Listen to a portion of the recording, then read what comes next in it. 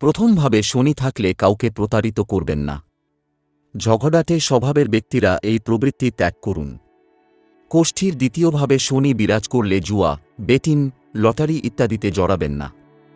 বৈরাগ্য ভাবও রাখবেন না। তৃতীয়ভাবে শনি উপস্থিত থাকলে পূর্ব বা দক্ষিণ দিকে বাড়ির প্রবেশদ্বার তৈরি না করাই ভালো। লক্ষ্য রাখবেন দরজার পাশে যাতে পাথর রাখা না থাকে। কোনো ব্যক্তির কোষ্ঠীর চতুর্থভাবে শনি থাকলে পরস্ত্রীর সঙ্গে সম্পর্কে জড়াবেন না। এইভাবে শনি থাকলে সেই জাতকদের রাতে দুধ পান করা উচিত নয়।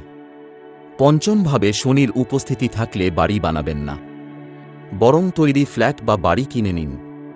আবার জুয়া, বেটিং, মদ, পতিতার সঙ্গে সম্পর্ক, সুদের ব্যবসা শনির দৃষ্টিতে কুকাজ।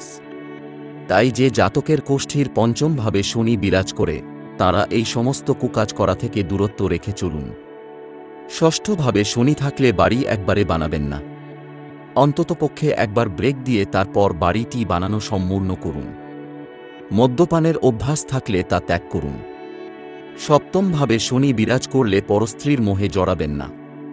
শনির দৃষ্টিতে যেগুলি কুকাজ, যেমন জুয়া, বেটিং, মদ, পতিতার সঙ্গে সম্পর্ক, সুদের ব্যবসা ইত্যাদি, সেই সমস্ত জাত করা করবেন না যাদের কোষ্ঠীর অষ্টমভাবে শনি বিরাজ করছে। কোষ্ঠীর নবমভাবে শনি বিরাজ করলে দুটির বেশি বাড়ি নির্মাণ করবেন না। আবার অন্ধকার কুঠুরিতে আলো প্রবেশ করার কোনো পথ তৈরি করা থেকে বিরত থাকুন। দশম স্থানে শনি থাকলে অন্যের হিতের কথা নিয়ে বিশেষ চিন্তাভাবনা করবেন না। মদ্যপান থেকে দূরে থাকুন।